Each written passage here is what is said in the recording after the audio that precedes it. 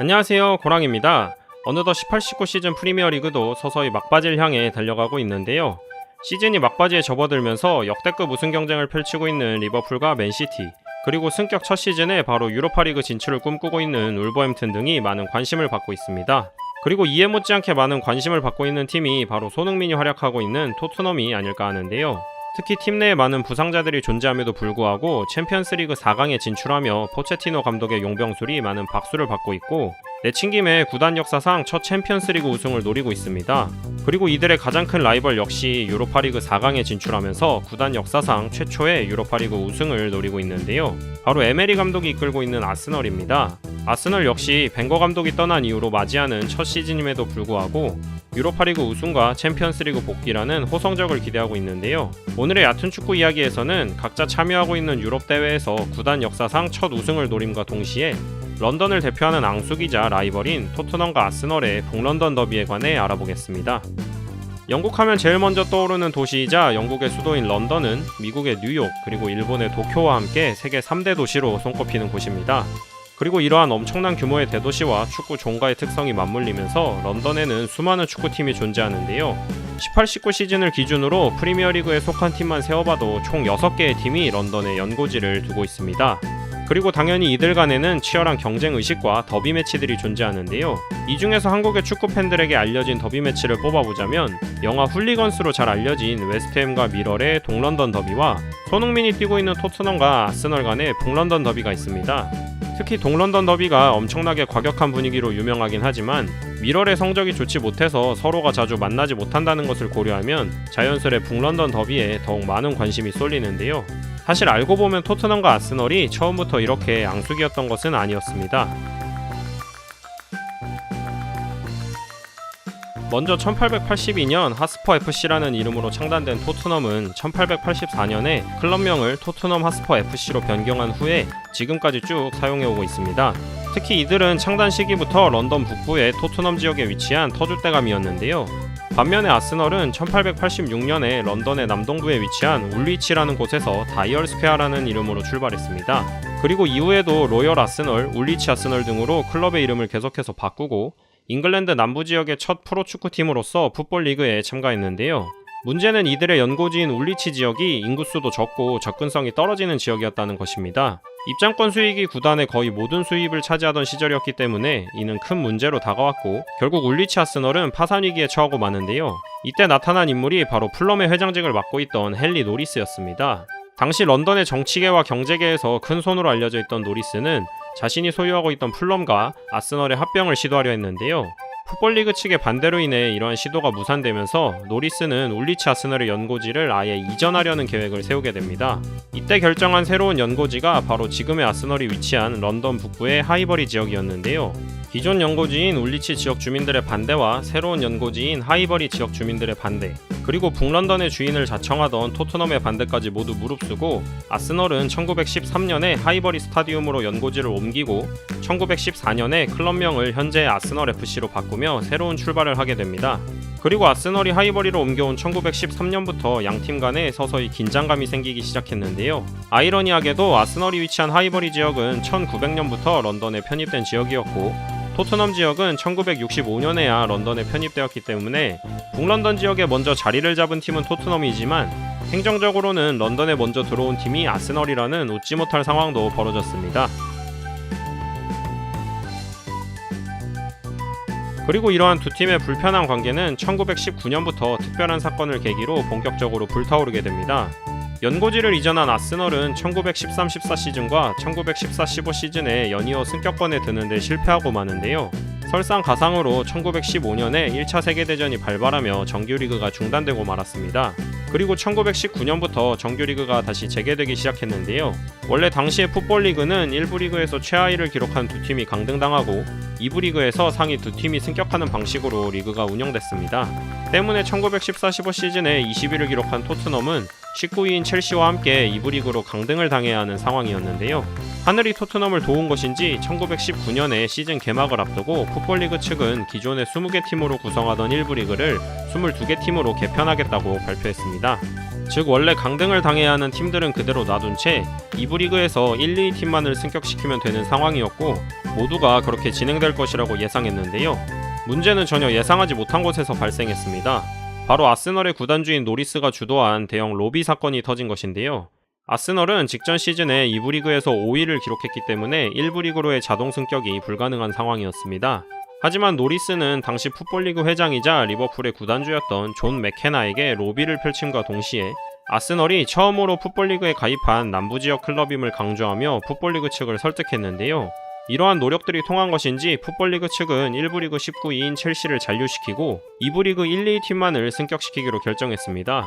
그리고 마지막으로 남은 1부 리그의 한 자리를 투표를 통해 결정하겠다는 어처구니 없는 해결책을 내놓았는데요.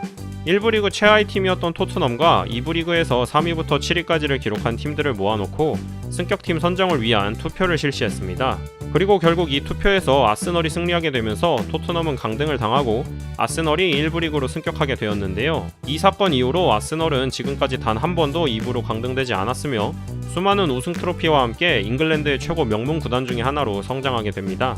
하지만 아스널 때문에 억울하게 강등당한 토트넘은 안 그래도 꺼림칙한 존재였던 아스널에게 이때부터 적개심이 폭발하게 되는데요. 다음 시즌에 바로 2부 리그를 우승하며 1부 리그로 복귀했고 50년대와 60년대에 나름 훌륭한 역사를 만들어갔지만 앙숙인 아스널이 더 화려하고 좋은 성과를 지속적으로 만들어가게 되면서 아스널과 토트넘의 라이벌 관계는 더욱 격렬해지기 시작합니다.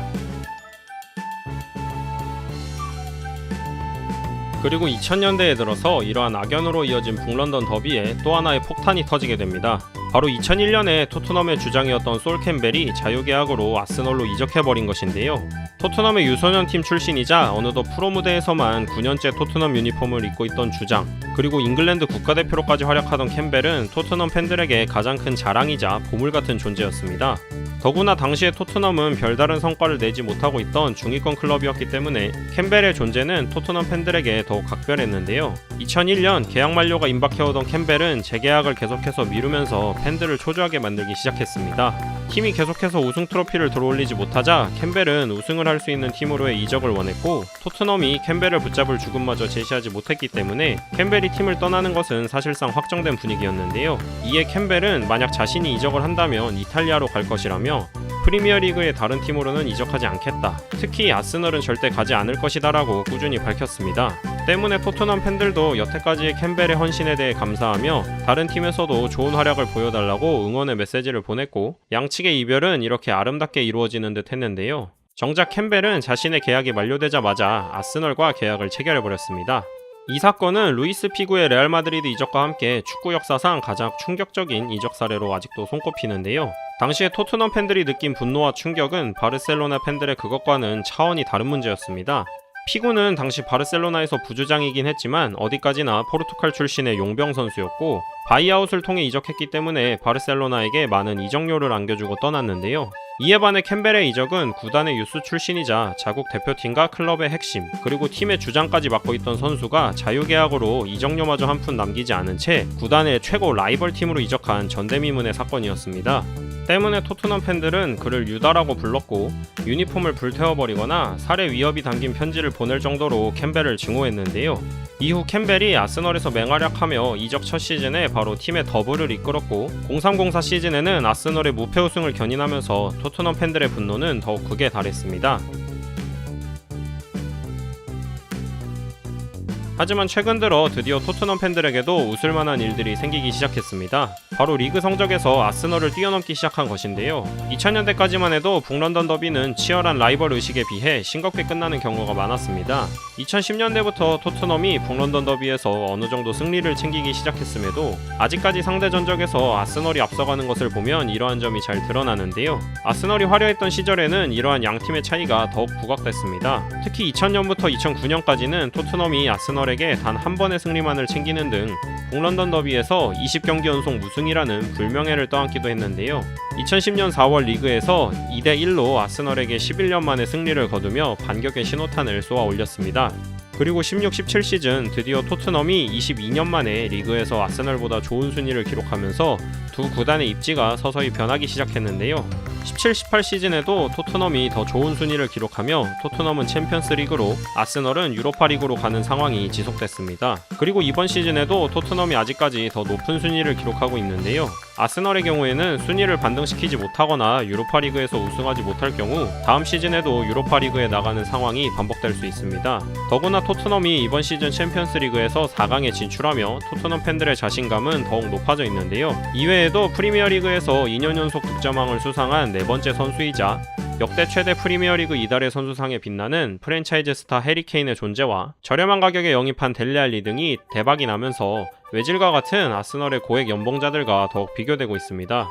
현재 토트넘을 구성하고 있는 주축 멤버들이 전성기를 맞이하는 나이기 때문에 이들을 잘 지켜내고 새로운 구장 건설에 따른 재정적 부담을 잘 견뎌낸다면 지속적으로 아스널을 제칠 수 있다고 토트넘 팬들은 믿고 있는데요. 반면 오랜 시간 동안 팀을 만들어온 벵거 감독이 떠나고 변화의 시기를 맞이하고 있는 아스널이 이러한 시기를 어떻게 견뎌낼 수 있을지도 많은 관심이 모이고 있습니다.